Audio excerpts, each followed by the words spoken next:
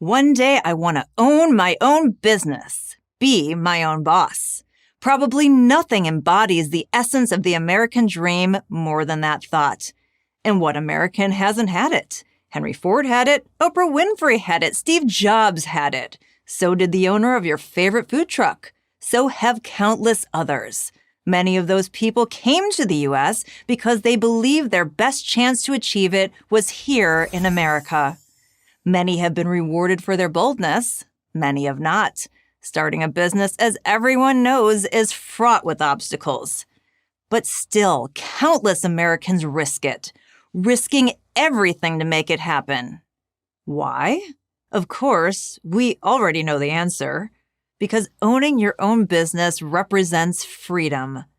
You may miss some of your kids' soccer games, need to take out a second mortgage, and work 100-hour weeks, but ultimately, you are in charge of your own destiny.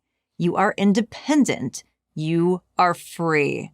And that's exactly the reason big government despises small business.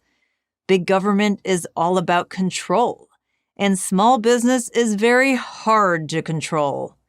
Big business is much easier to manage. Why? Because there aren't that many of them. But there are a lot of small businesses, nail salons, car repair shops, local gyms, restaurants. In fact, there are more than 30 million small businesses in America.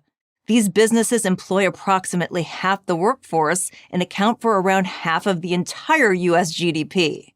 Their endless variety, from pest control to dry cleaners to family farms, is the very fabric of American commerce. Any product or service you can think of is covered by a small business somewhere. Small businesses are why America became the richest nation in the world. Let's not forget that every successful big business started out as a small business. There's no magic to it, really. Give individuals the chance to be free and creative, and they will be. Then came March 2020, and this engine of economic growth came to a sudden and shocking halt. It was the single greatest disaster in the history of American small business. For the first time ever, the government shut down the economy. Well, they shut down a part of it, primarily the small business part. The big business part, Amazon, the chain groceries, the big box stores and drugstores, were allowed to remain open. Money that normally would have gone to small business went instead to big business. Had this been limited to a couple of weeks as first promised, it might have been okay. But it went on for months and months. Yes, government loans helped some small businesses to stay open, but it was the government that closed them down to begin with. And those small relief funds weren't nearly enough for many. To cite one dismal statistic, 1 in 6 restaurants nationwide closed forever. That's more than 100,000 across the country. And when things did return to something approaching normal, the small businesses that did survive had trouble finding people willing to work. It made more sense for many workers to stay home and collect money from the government. It also made sense for parents not to rush back to work for fear the government would lock down schools again.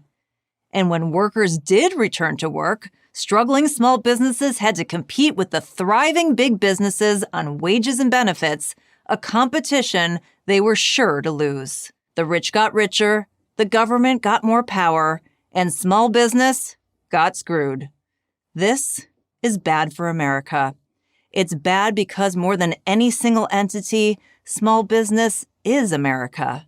Having the ability to choose how you want to make a living is an important part of a free market and a free society, and small businesses embody that freedom. America will not look or feel like the America we have known without a robust small business sector. It will be a far duller, more homogeneous, less friendly, and less dynamic place.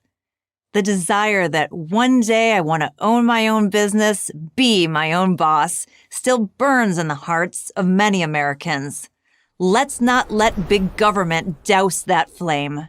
It's much better to make government smaller and let the individual succeed. That's the pathway to a more innovative, more prosperous, more American future. the only pathway. I'm Carol Roth, author of The War on Small Business for Prager University. Thank you for watching this video. To keep PragerU videos free, please consider making a tax-deductible donation.